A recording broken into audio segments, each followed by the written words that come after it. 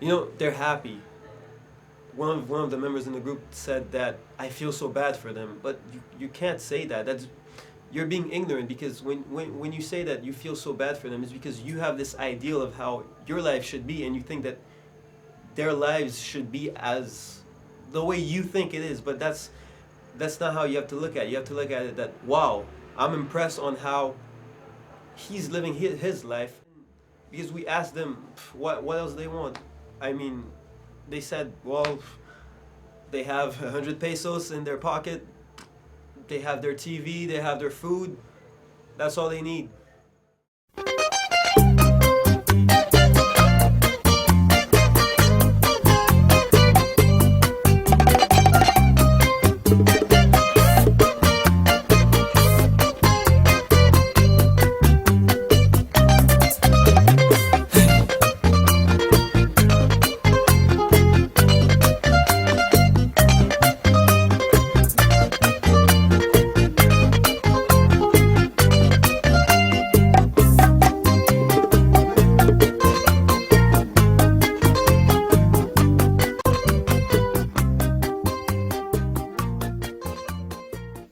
In 2009, a group of Bryant University students traveled for the first time to a rural fishing village in the south of the Dominican Republic.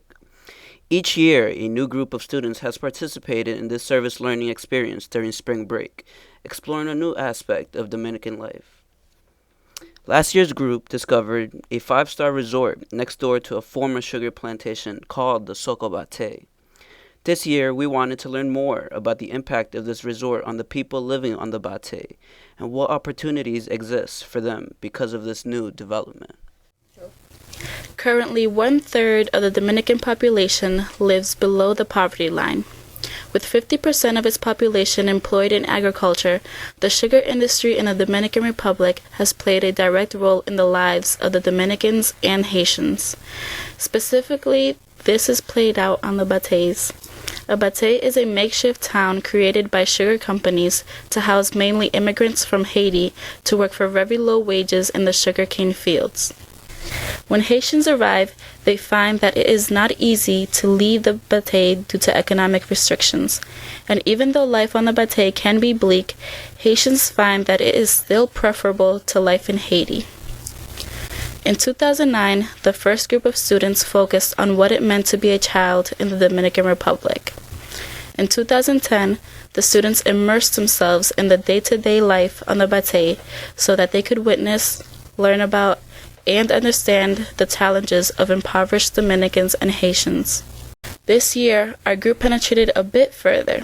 We spent more time learning about the impact of the resort, La Playa Nueva Romana, on the lives of the batey residents by conducting focus groups with men and women.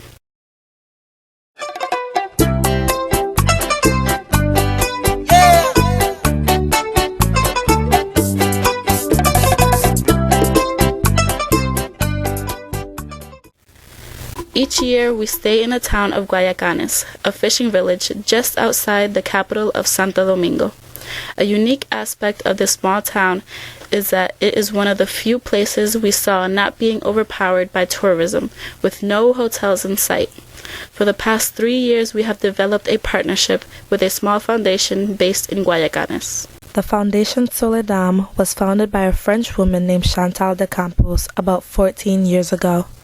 She began teaching Dominican history classes in her yard and soon expanded to include French lessons, a language very useful in the tourism industry in the south of the Dominican Republic.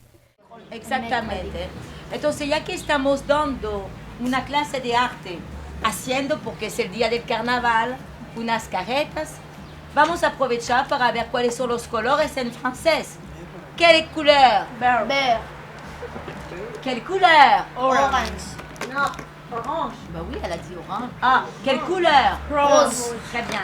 Attention, attention. Qu'est-ce que c'est? Des ciseaux. Des Des ciseaux. Très bien. Attention, attention, attention. Qu'est-ce que c'est?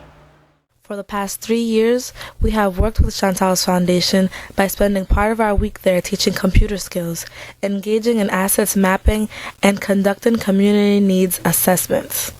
while in Guayacane, we also stayed with local families, eat with local people from the village, travel on the guagua, thereby supporting their local economy. In recent years, many of the sugar plantations have been destroyed in order to build resorts.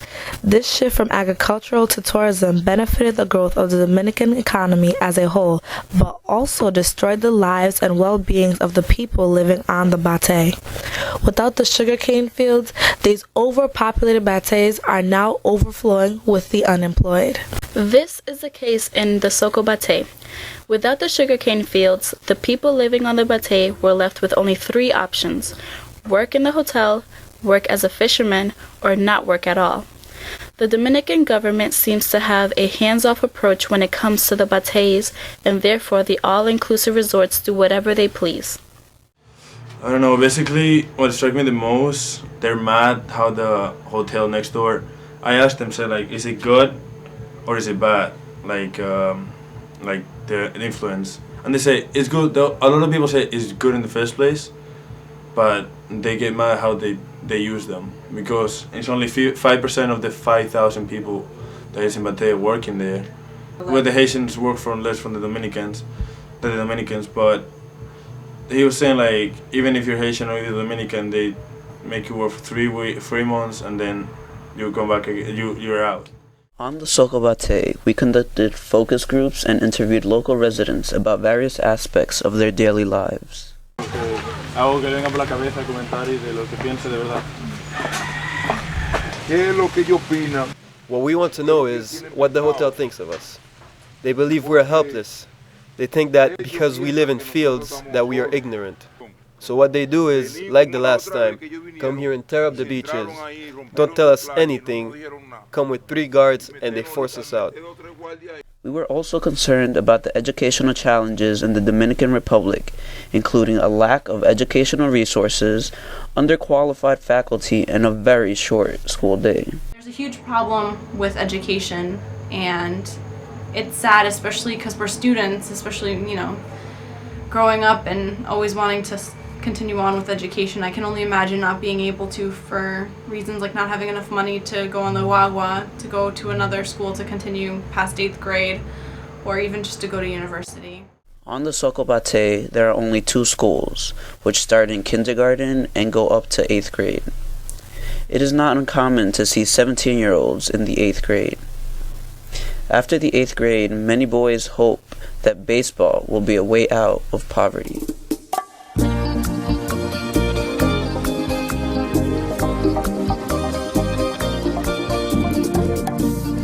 In Boca Chica, the construction of new hotels and the destruction of nearby bateys has contributed to a rise in crime, prostitution, and drug trafficking. Life for the poor has become even more desperate.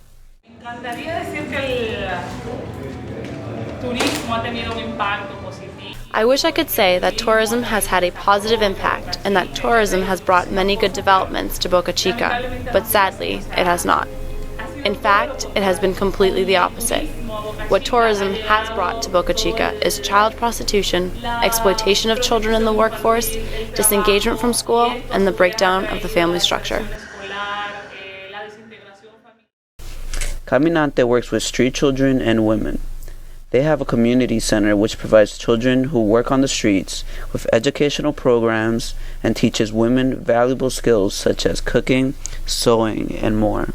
Goods made in the community center are sold at a shop in town, with profits returning to the women participating in these programs.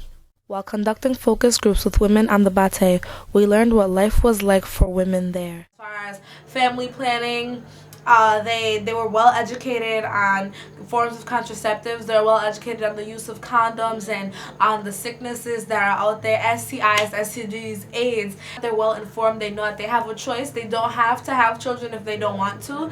They don't have to have unprotected sex if they don't want to. They say, sin gorrito no hay cumpleaños, which means without the hat, there's no birthday party. Kind of similar to our no club, no love philosophy. Dile a la mañana que se acerca mi sueño, que lo que se espera con paciencia se logra. 9 horas a París viajé sin saberlo y crucé Pasé por Rusia con escala en tu boca, yo canté Ubatiata aquí en Fukuoka. Awareness of the impact of tourism on local people has allowed us to grow as scholars and global citizens. This newfound understanding of tourism has driven some of us to favor backpacking and ecotourism over the all-inclusive resorts. For us, this type of experiential learning and engagement has been transformative. We hope that Bryant University will continue to have an interest in this aspect of globalization. ¡Pau! ¡Tú eres caliente! ¡Pau! ¡Pau! ¡Y como